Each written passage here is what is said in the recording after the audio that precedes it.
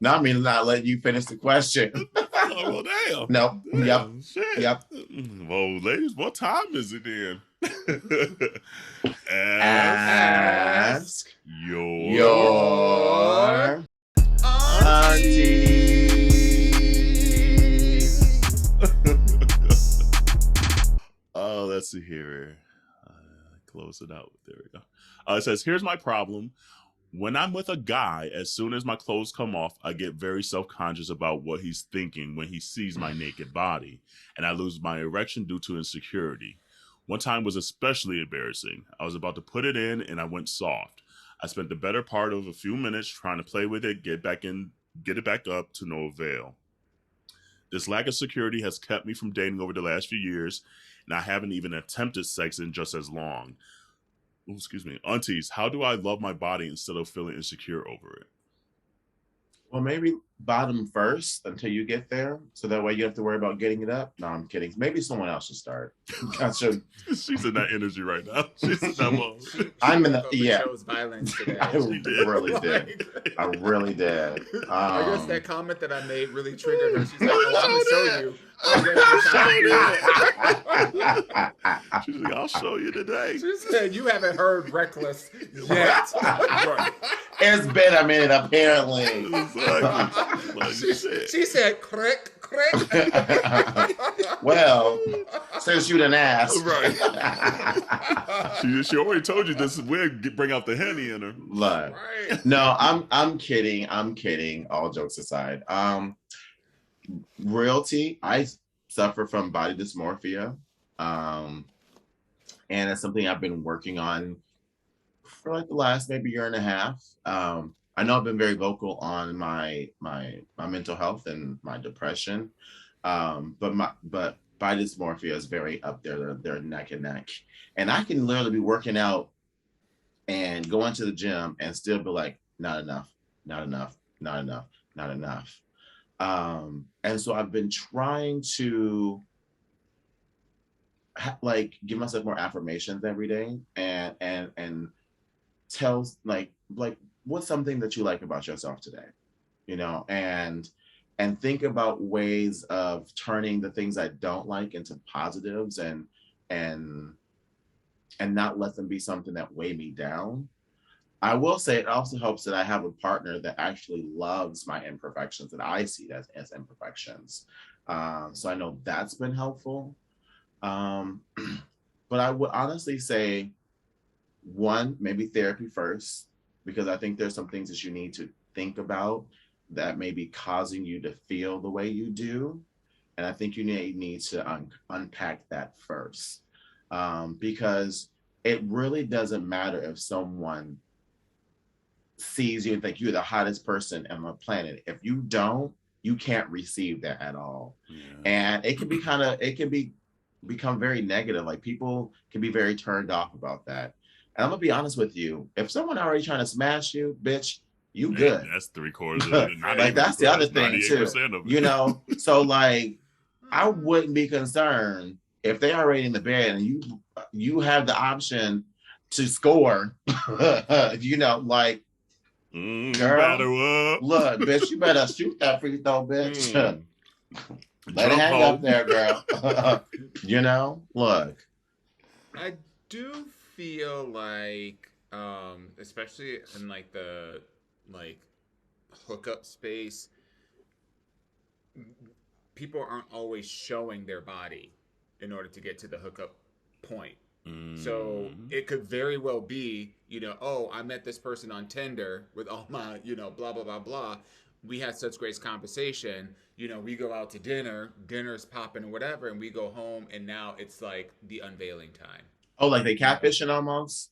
No, not catfishing, but like it's not like sex from jump. Oh, okay. Yeah, I understand. Because some people look good with their clothes on, and you take them off and you're like, girl. So, I don't think you're helping the situation. No. Jesus.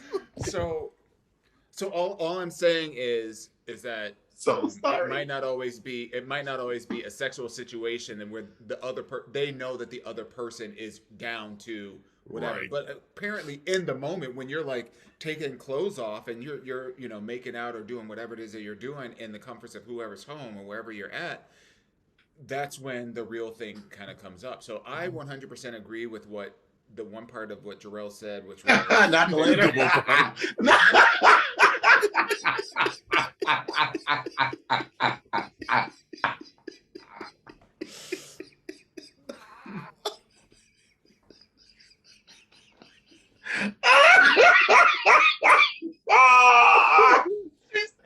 Let me be clear.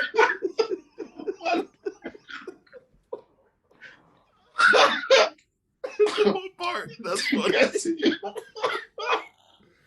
Look, they don't call me the auntie for nothing. No. She didn't get these clues.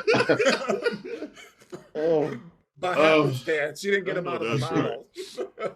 Oh, Lord. I do agree. I think, especially given the fact that this, this listener and community member hasn't dated and hasn't or at least hasn't attempted sex in a number of years.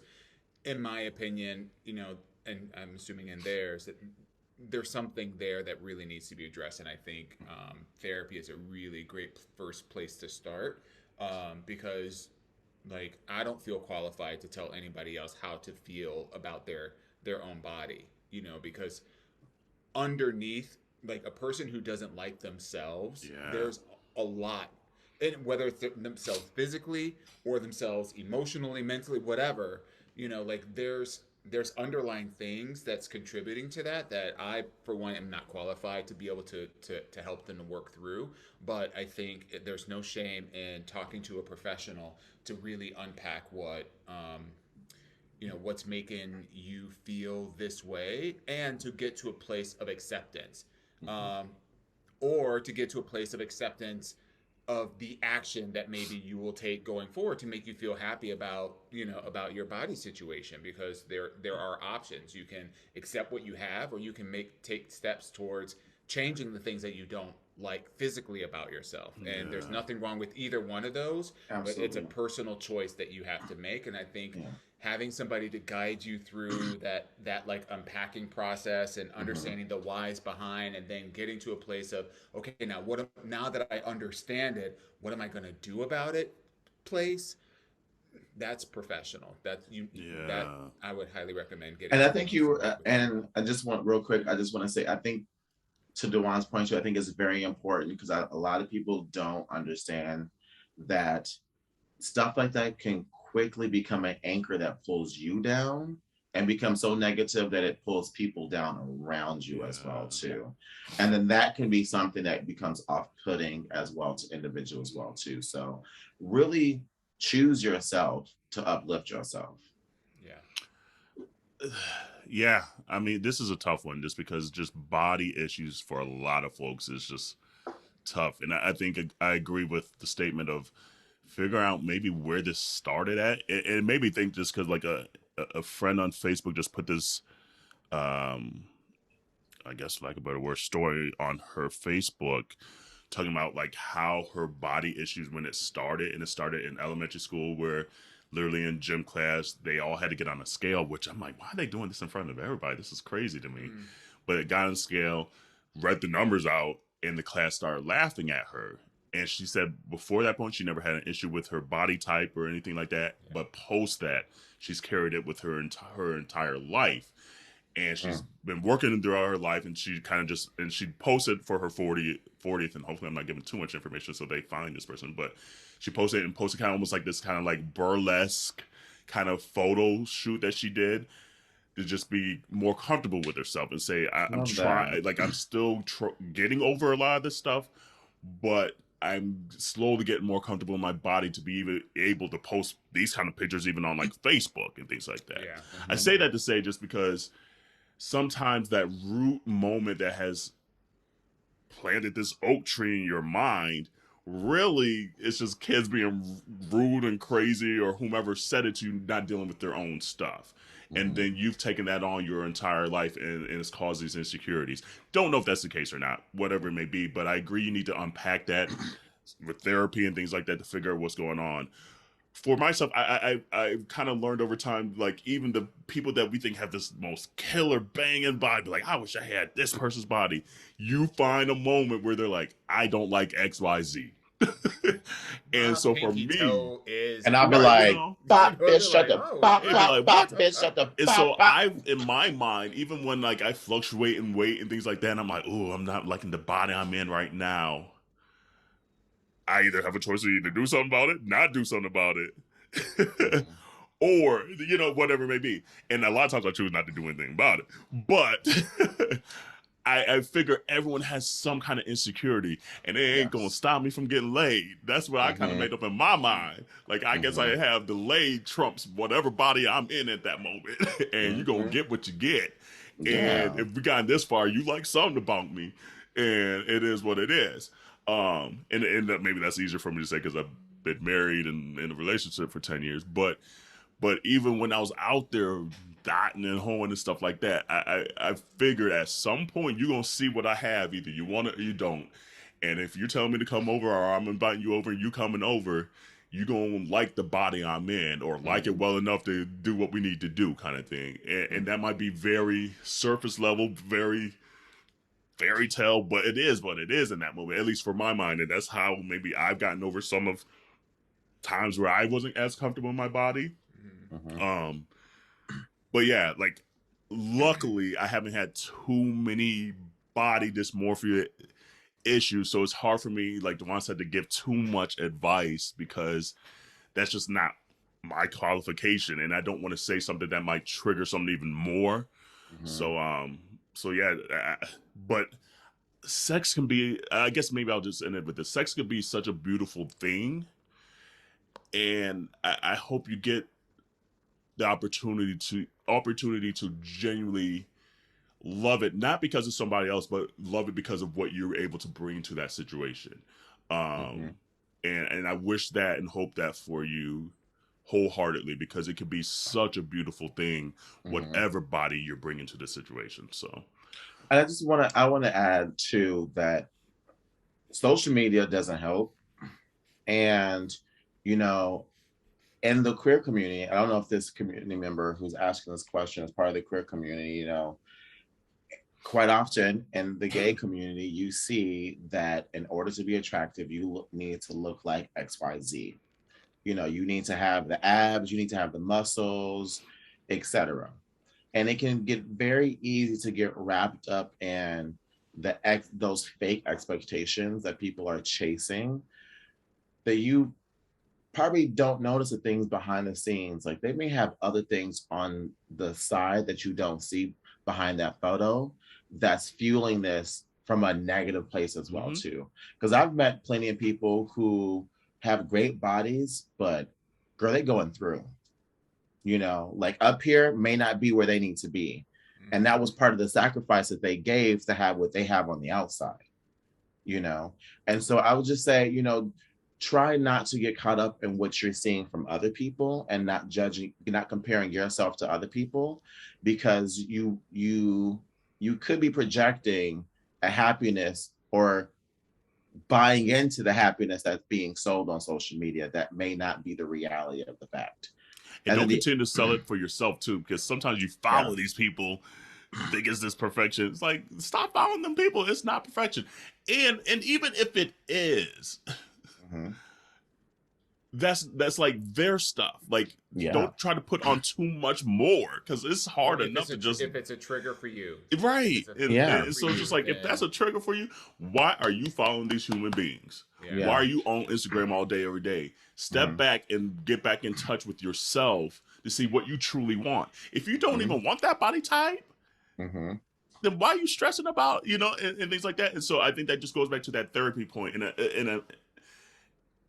of just really getting to the root. Like, why is it triggering for you? When did it happen? And things like that, and figuring out what's going to truly make you happy. And if that's a trigger point, then you're going to have to find the strength to be like, you know what, IG ain't it for me. Let me follow cats and dogs and penguins. If I were to offer some advice, I think I can think of two things that I would say. One is an external, and the other is internal. The external is, I think, gone are the days where people have to where your attractiveness is, based on public opinion. I think there's very much truth to the notion that there is somebody out there for everybody.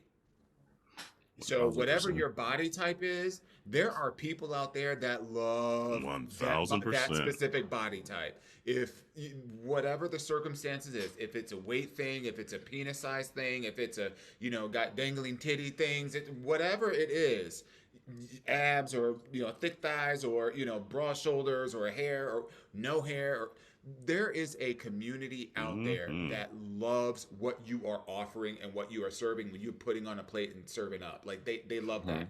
So that's an external thing. So I think this notion, because I think a lot of, especially if you're not in a larger city, tunnel vision in terms of like your options within that city can really fuck up somebody's head. And in our kind of like global economy now, like where you can pretty much connect with anybody anywhere, through apps and blah blah blah, the doors are so open for you to find a community of people that are sexually attracted to your physical body type. Yeah. That's one piece. I think the other piece is internally, and again, I'm not qualified to diagnose and blah blah blah. So take this for the intention that it's there. Is if you're asking aunties, what can I do to start loving my body? My advice is find one thing that you like and focus on that. Because the more that you can spend time on positive thing, there's this whole it's really interesting documentary and on Netflix right now that's understanding the power of positive thinking, and there's so much validity to this. And for people that continue to focus on things that they don't like, as opposed to at least balancing, playing teeter-totter between the things you don't like and the things you do, it becomes that much, the more that you focus on the things you don't like, it becomes that much harder to identify the things. Maybe you like your hair. Maybe you like your elbows. Maybe you like your clavicle. Maybe you like whatever. Focus in on that, because the more that you can focus on the things that you do like about your body, it makes it that much, I would assume that it will make it that much easier for you to start, well, I like my elbow, but actually I kind of like my forearms too. And I've got some pretty nice hands. I really like my fingernails and da-da-da. Like it becomes that much more, your brain switches into looking for confirmation of other things that you like, and it becomes easier for you to see. I'm not saying it's easy, but I'm just saying it becomes easier versus trying to and it's a sift start through all the negativity, And don't worry about the penis soft part too. That happens to everybody, by the way. That's just something that like nobody talks about. Everybody who's topped has had a moment where your dick goes soft and you're like, well, ain't that a bitch? So don't let that get in your way. Don't let that be the most embarrassing thing, especially embarrassing, because that shit happens more times than people would like to admit. I hope if you got anything out of this, listen, if you are listening to this, it's just that our intent is to normalize as well. Yes. That, that we all have something that we wish that we could change or fix or look different like, and I want you to know that you are not alone in having something that can sometimes just weigh you down a little bit. But I hope that what you're receiving out of this is that you can also use that as fuel. It doesn't have to be an anchor. It can be fuel to help you blossom into the person that you want to be, because at the end of the day, the only person that can make it happen is you. And I truly believe that if you want it, you can go out there and go get it. And like Auntie Dewan said, like picking those things, like just remember that you still bring something to the table. It may not necessarily be on the body aspect. You may have a bomb personality. You may be able to cook real well. You may be able a great artist. You may be able to, Great you know, Your hand jobs might be attention. top tier. Like exactly. I blowjobs mean, might be top you may tier. have other things that you bring to the table that people will be happy to be like, I want that. That's what I want at my table too. You know, Ooh. and so look at it as a way as you elevating yourself. And the other thing I was thinking about is if performance anxiety or the ability to perform is triggered by your anxiety of you know your body issues, there are little blue pills that you can get from your doctor very easily that will prevent your body from betraying you when you want to get the deed done. And that didn't work for me. I tried it before. It didn't work. And your mind betraying you. That's where it really Girl, we is. try to give him advice. Right. No, but I want to be honest. I want to be honest. I want to be Right. honest. It doesn't always work for everyone. That's what I'm saying. That's why I said it. Like, it doesn't always work for everyone because it didn't work for me, and I tried it 4 times. Nothing. Well, and you're not a top. He said 5. That's what I tried it. That's why I tried it. Well, that's when you found your ministry. That's why. Right, exactly. Because you already doing your heart of hearts. That's not your ministry. You're right. That's when I gave up. I said, you know what, look. What is meant to be, I saw in the tea leaves. Right. So, community, continue to send your Ask Yo Aunteas questions to aya@minoritea.report.com or DM